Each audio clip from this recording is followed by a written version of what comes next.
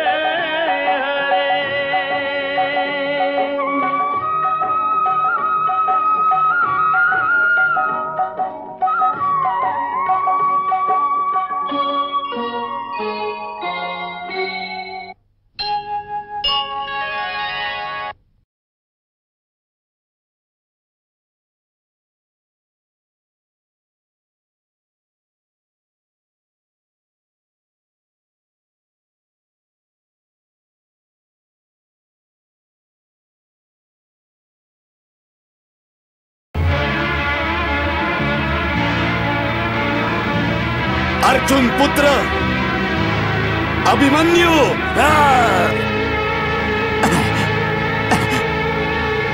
अभिमन्यु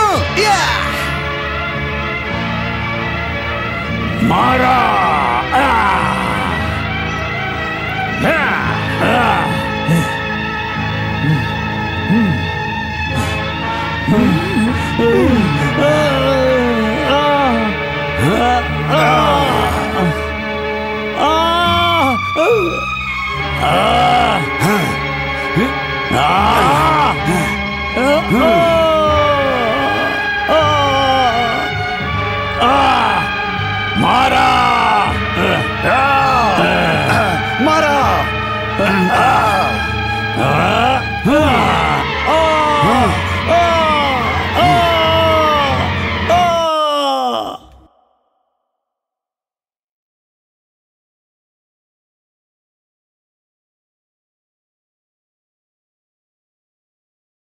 माझ्या पुत्राची लक्ष्मणाची हत्या केलीस तू। हे घे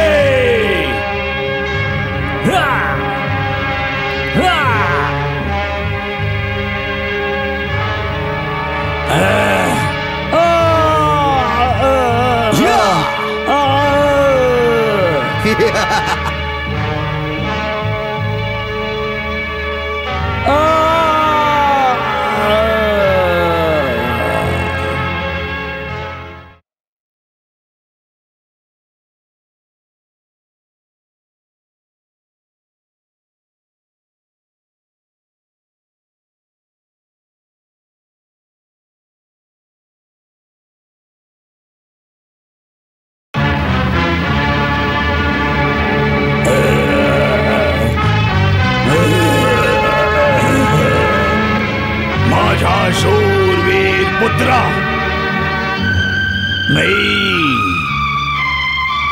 मी तुला वचन देतो की तुझ्या हत्येचा सूड अवश्य घेतला जाईल.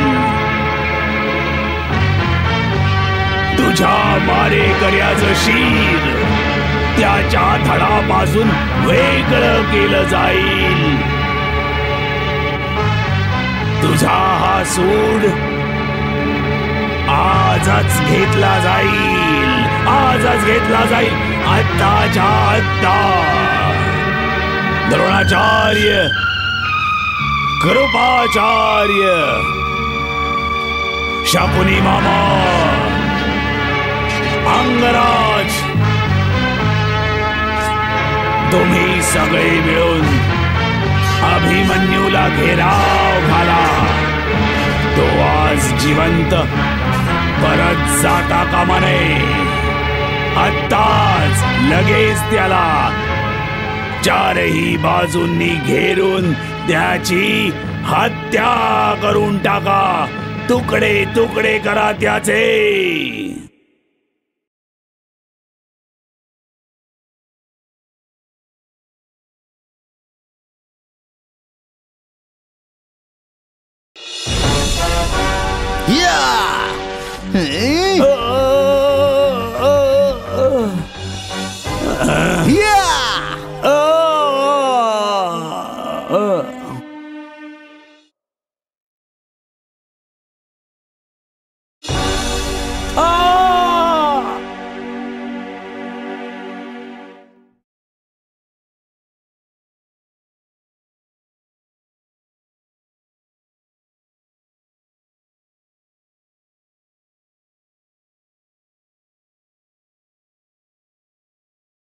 तुला तर माहित आहे धर्मराज की मनुष्य अर्थ म्हणजेच धनाचा दास असतो.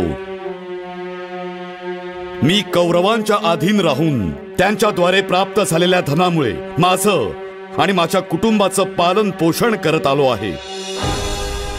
म्हणून जर आता मी कौरवांची साथ सोडली तर आपल्या धर्माची साथ सोडल्यासारखं होईल. असा विद्रोह करण्याच्या आधी तर बरं होईल की माझे प्राण माझ्या देहातून बाहेर पडावे, ज्यावर कौरवांच्या मिठाचं ऋण आहे.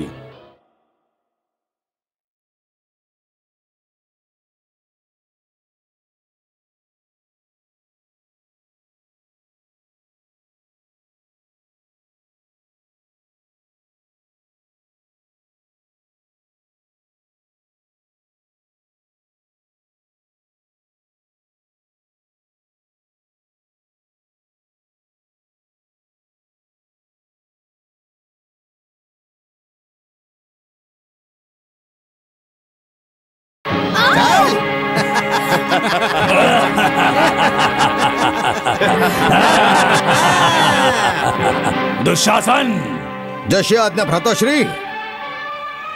उठ, उठ.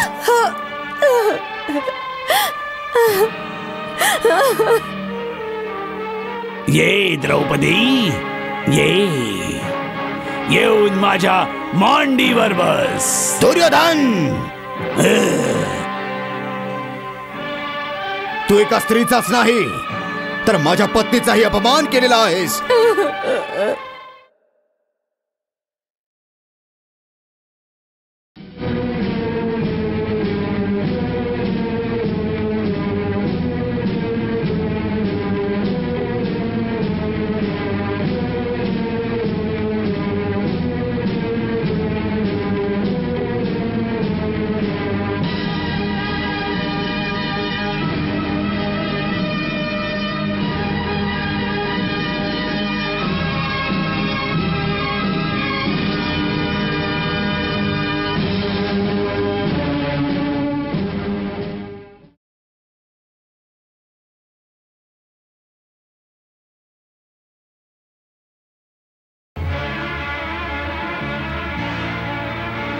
पितामह, पितामह,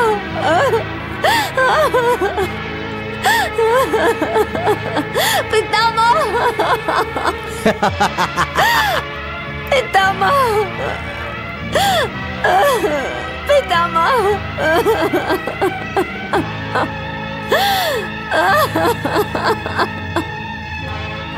पितामह,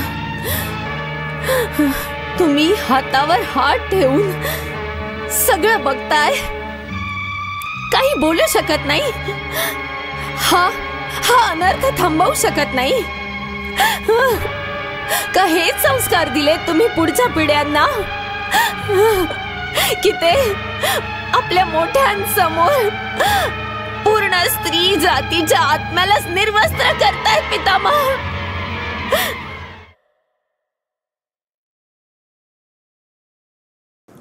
जेव्हा पूर्ण कौरव दरबारात कोणीच तिच्या मदतीला धावलं नाही, तेव्हा द्रौपदीने तिच्या भावाचा श्रीकृष्णांचा धावा केला आणि भगवान श्रीकृष्ण आपल्या बहिणीच्या मदतीला धावून आले.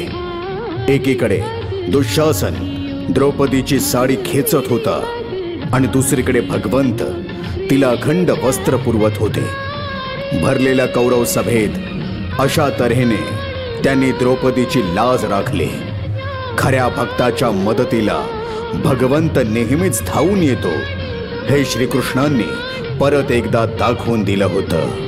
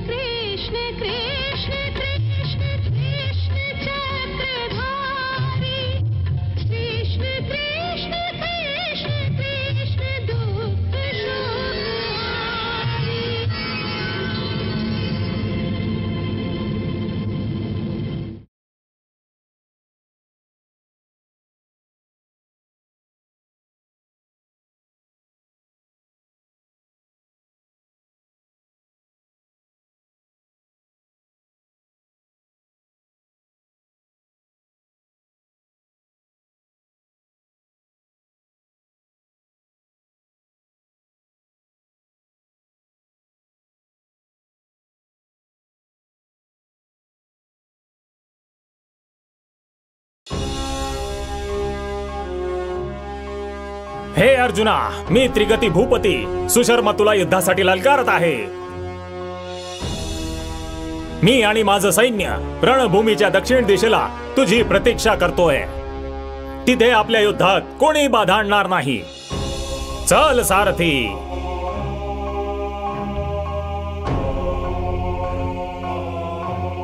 आणि एक क्षत्रिय असून युद्धाच्या निमंत्रणाचा स्वीकार न करणं अधर्म ठरेल, म्हणून तू माझ्या रथाला दक्षिणेकडे घेऊन चल.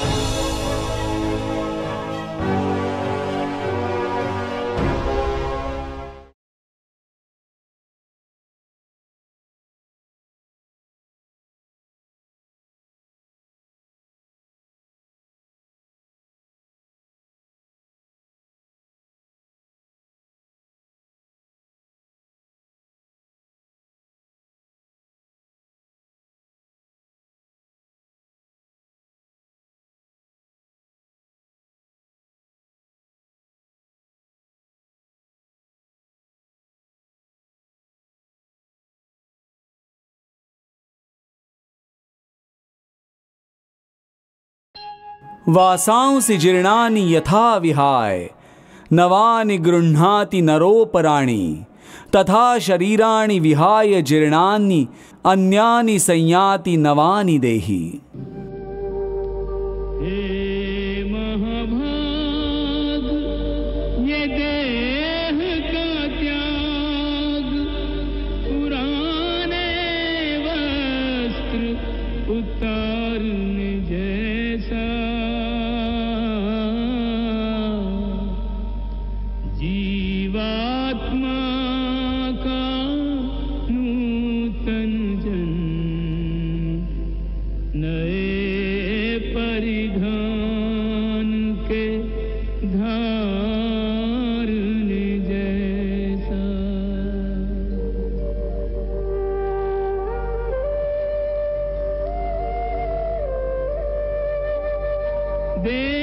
देह भी चोला, वस्त्र भी चोला है, यह तथ्य विचारने जैसा।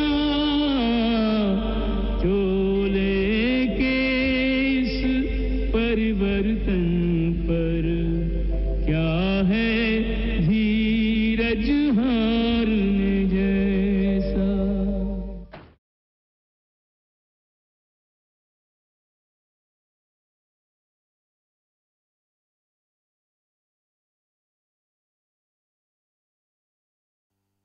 हे पार्था, मी तुला याच अज्ञानाच्या अंधकारातून मुक्त करू इच्छितो. या अंधारात आंधळ्यासारखे हात पाय मारायच्या ऐवजी आपल्या दूरदृष्टीला एक दिशा दे आणि बघ या सृष्टीकडे. या जगात जो जन्म घेतो तो निश्चितपणे मृत्यूच्या अधीन होतो.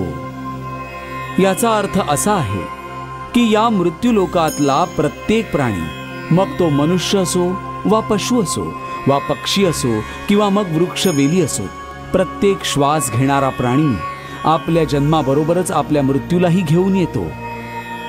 प्रत्येक प्राण्याला एक ना एक दिवस निश्चित क्षणी मरावं, म्हणजेच आपलं शरीर त्यागावंच लागतं. म्हणून तू त्यांच्या मरण्याची चिंता सोडून आपलं कर्तव्य समजून युद्ध कर.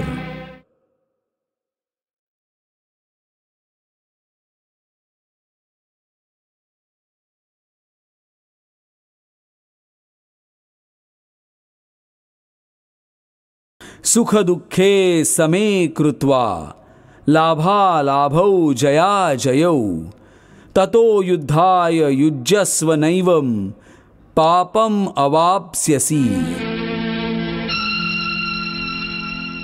पार्थ जय पराजय और लाभ हानि सुख दुख को कर ले स्वीकार आज तू समान भाव से.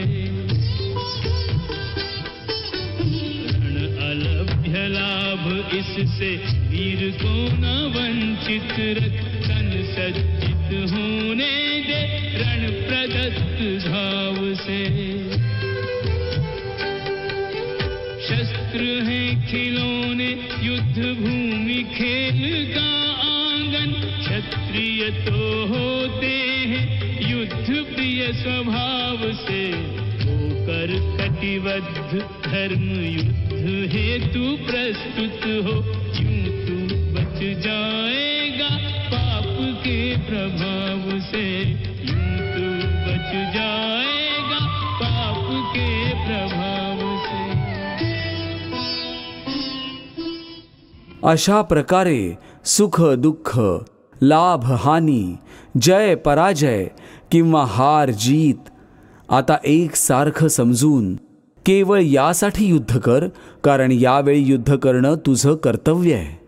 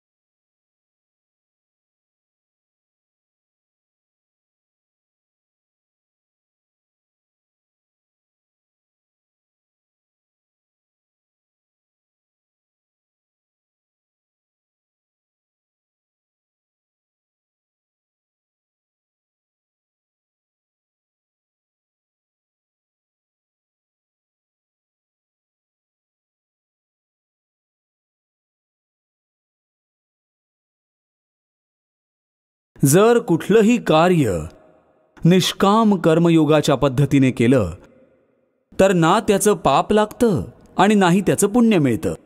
निष्काम कर्मयोग?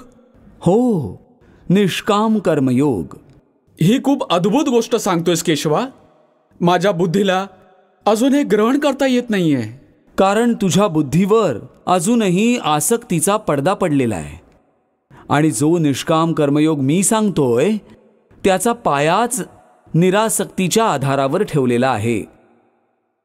हे अर्जुना, जर या निरासक्ती योगाला समजून घेतलंस तर तुला जीवनामध्ये चिरशांती मिळेल.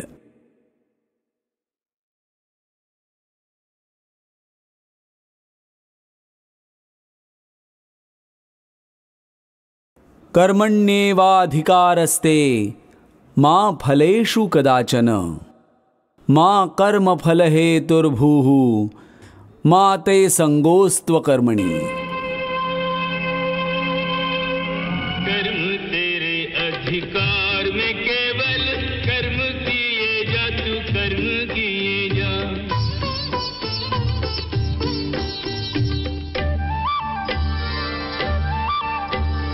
फल की इच्छा त्याग के अर्जुन, पालन अपना धर्म किए जा. किस स्थिति में क्या धर्म है तेरा, किस स्थिति में क्या धर्म है तेरा, ज्ञात तू इसका मर्म किए जा. किस स्थिति में क्या धर्म है तेरा, ज्ञात तू इसका मर्म किए जा. तेरे लिए जो धर्म है निश्चित निष्ठा से वो कर्म किए जा. तेरे लिए जो धर्म है निश्चित निष्ठा से वो कर्म किए जा. हे पार्था, तू कर्म करू शकतोस, कर्म करण्याचा संकल्प करू शकतोस, पण त्याचं फळ मिळणं तुझ्या हातात नाहीये. हे मधुसूदन, मी ज्या कामाचा संकल्प करीन ते काम तर मी करीनच. जेव्हा भोजन करायचा निश्चय करून बसीन तेव्हा घास उचलून तोंडात घालीनच, तरच तो खाऊ शकीन. जर तो भोजनाचा घास तुझ्या नशिबात नसेल तर तू तो तोंडापर्यंत तर नेशील, पण त्या घासातला एक दाणाही मुखात घालू शकणार नाहीस. हे अर्जुना, केवळ कर्माचा संकल्पच व्यक्तीच्या अधिकारात आहे, त्याचं फळ मिळणं व्यक्तीच्या अधिकारात नाही.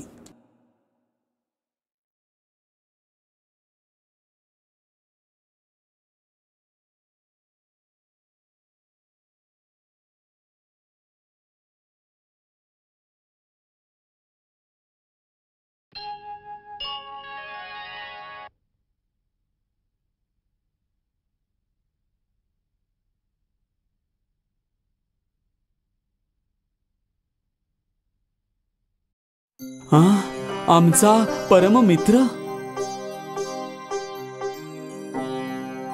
कोण आहे? तो कुठून आलाय?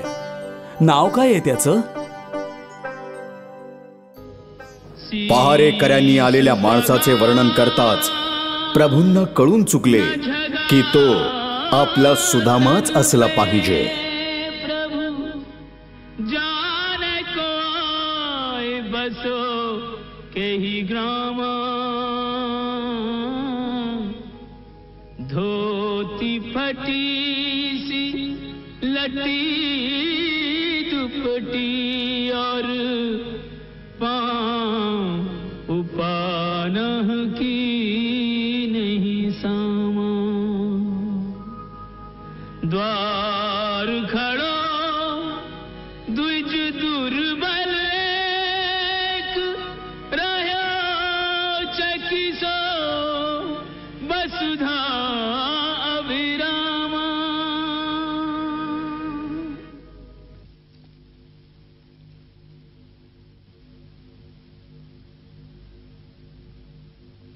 द्वार खड़ो द्विज दुर्बल एक, रह्यो चकिसो वसुधा अभिरामा. पूछत दीन दयाल को धाम, बतावत आपनो नाम सुदामा. पूछत दीन दयाल को नाम, बतावत आपनो नाम सुदामा.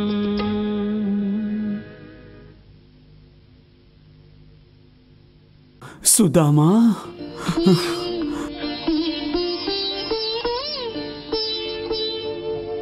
सुदामा, सुदामा माझा मित्र. त्यांना कळताच भगवान श्रीकृष्ण तसेच अनवाणी पायांनी आपल्या मित्राला भेटायला निघाले. आपल्या पादुका, आपलं मुकुट कसलीच तमा न बाळगता आपल्या मित्राला भेटायला व्याकुळ झालेले प्रभू तसेच महालातून बाहेर पडले.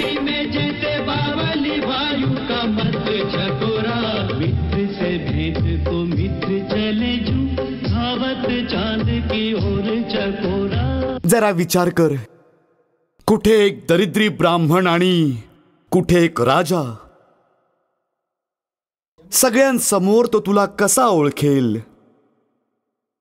लवकर ठरव आणि परत जा. सुदामा, काय विचार करतो आहेस? त्वरित मागे फिर, उशीर करू नकोस. मागे फिर, परत जा, लवकर परत जा, लवकर परत जा. हे बघ, बोलवून घ्यायला किती वेळ लागला असता. जर बोलवूनच घ्यायचं असतं तर आतापर्यंत बोलवून घेतलं नसतं. परत जा, परत जा सुदामा, परत जा.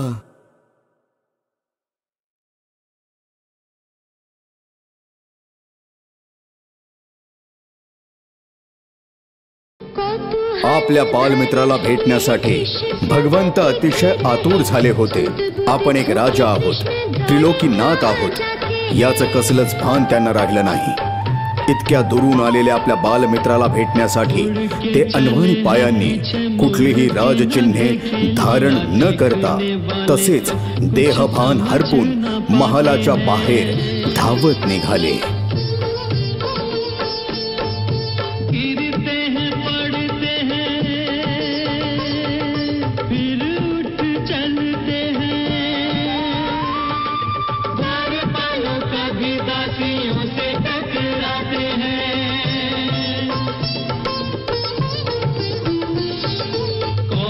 महत्वपूर्ण आ गया है द्वार पे की अगवानी करने को ऐसे अकुलाते हैं.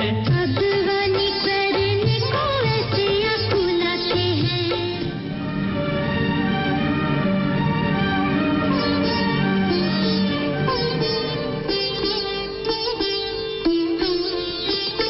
दीनों के बंधु करुणा के सिंधु लेकर नैनों में जल बिंदु सारे नातों से बढ़ के एक नेह का नाता निभाने चले हैं. भ्रमण करें जो फूलों के रथ पे चलकर वो पथरीले पथ पे नंगे पांव जो आया उसको नंगे पांव बुलाने चले हैं. दर्शन की अभिलाषा होके जगत हंसाई से व्याकुल होके आस के टुकड़े सुदामा संजो के अश्रु में जीवन डुबाने चले हैं. प्रेम परीक्षा की घड़ी आई मित्र के नाम की होना हंसाई. मित्र परायण कृष्ण कन्हाई रूठा मित्र मनाने चले हैं. रूठा मित्र मनाने चले हैं. सुदामा, सुदामा, कुठे गेला माझा मित्र? कुठे गेला सुदामा? कुठे गेला माझा मित्र? अरे सुदामा दिसला नाही तुम्हाला? तो तर परत गेला द्वारकाधीश. कुठे? त्या दिशेला गेले. तिकडे. कुठे? या दिशेला. हो. सुदामा, सुदामा, सुदामा, सुदामा.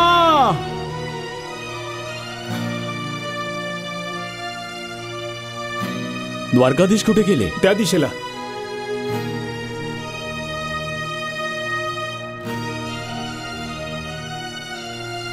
अरे हे बघ, तो परत आला, तो बघ.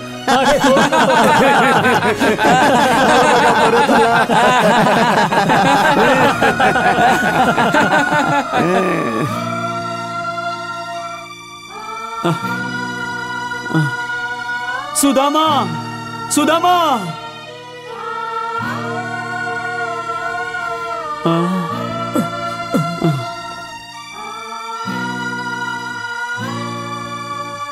सुदामा.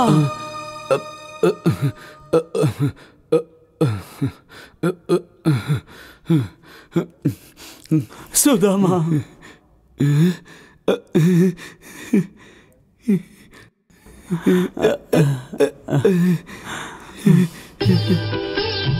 सुदामा.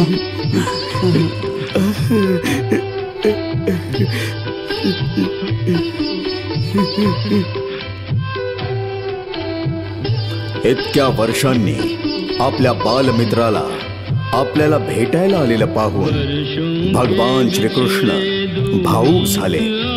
दुसरीकडे आपल्या सारख्या एका गरीब निर्धन मित्राला भेटायला स्वतः द्वारकाधीश महाल सोडून रस्त्यांनी बेभान होऊन धावत आलेला बघून सुदामाच्या मनातही भावना अनावर झाल्या. दोघेही मित्र बेभान होऊन एकमेकांकडे बघत राहिले आणि मग भावनेच्या आवेगात एकमेकांना आलिंगन दिले. धन, प्रतिष्ठा अशा कुठल्याच गोष्टी दोन मित्रांना वेगळ्या ठेवू शकल्या नाहीत. राजा रंग कोई नहीं, प्रेम की धरा पे मित्र केवल एक मित्र है. प्रेम की धरा पे मित्र केवल एक मित्र है.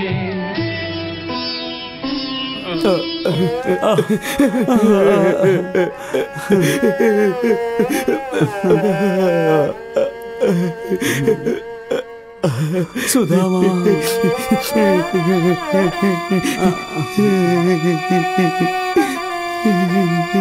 माझ्या मित्रा. सुदामा.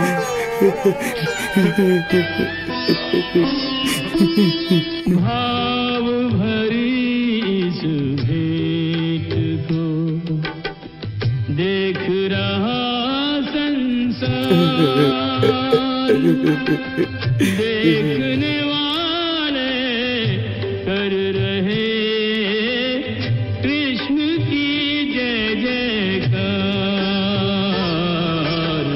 प्रेम जगत में सार. सुदामा, माझा मित्र. श्री कृष्णा,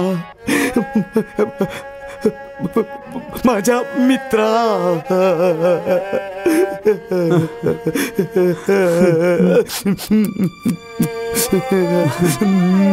सुदामा, तू मला भेटायच्या आधीच निघून चालला होतास. तू यायला इतका विलंब लावलास त्यामुळे. यायला तर इतका उशीर तू केलास सुदामा. इतक्या वर्षांनी आठवण आली तुला माझी. मी तर तुला कधी विसरलोच नव्हतो. तू आलास का नाही इतकी वर्ष. ते तर हा, मला सगळं माहितीये. माहितीये मला सगळं. तू विचार केला असशील की मी द्वारकाधीश बनलोय म्हणजे तुला विसरून जाईन, तुला ओळखणारही नाही. हो ना? हो हो हो हो हो, मला असंच वाटलं. आणि म्हणूनच तू बोलवून घ्यायला वेळ लावलास तेव्हा मी परत जायला निघालो. बा, माझ्या मैत्रीची हीच परीक्षा केलीस तू. सुदामा, तुला माझ्या मैत्रीवर इतकाही विश्वास नव्हता. अरे तू असा विचार केलासच कसा की मी आपल्या बालमित्राला दारावरूनच परत जाऊ देईन? सांग ना. अरे मी इतका वाईट आहे मित्रा. थांब मित्रा, थांब. मला क्षमा कर. माझ्याकडून चूक झाली, माझ्याकडून चूक झाली. वा, मनही दुखावतोस आणि क्षमाही मागतोस. चल चल आतमध्ये, तिथेच बोलूया आपण. नको सख्या, मी आत नाही येणार. का? हे बघ, तुला भेटायची इच्छा होती, ती आज पूर्ण झाली. तू माझ्या मैत्रीची लाज राखलीस, माझा मान वाढवलास.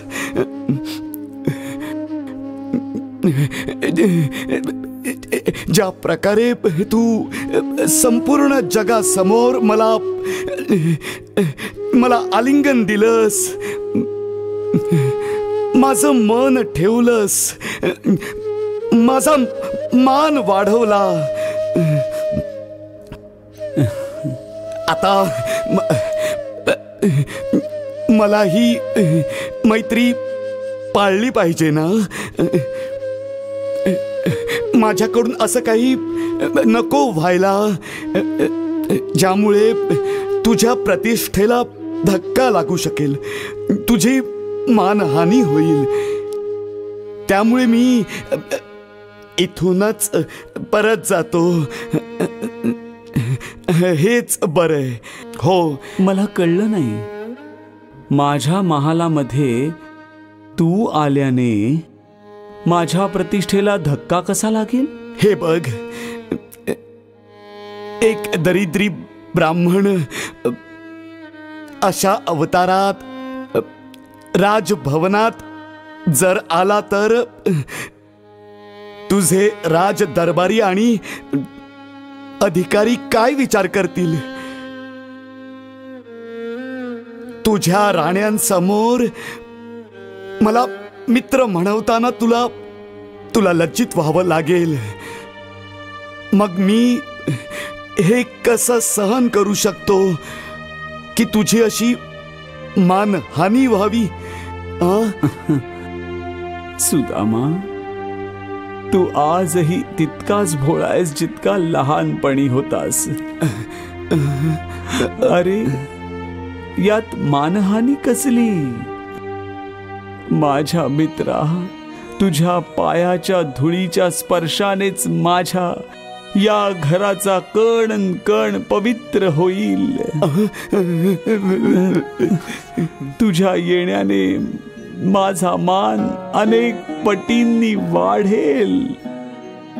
लोक युगानुयुगे आपल्या मैत्रित्वाची चर्चा करतील,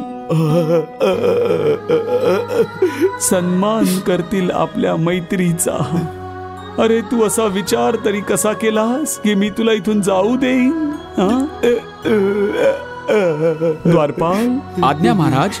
सारथ्याला सांगा की रथ इथे आणा आणि आमच्या परममित्राच्या भव्य स्वागताचे आदेश द्या. जशी आज्ञा. चला. ये मित्रा.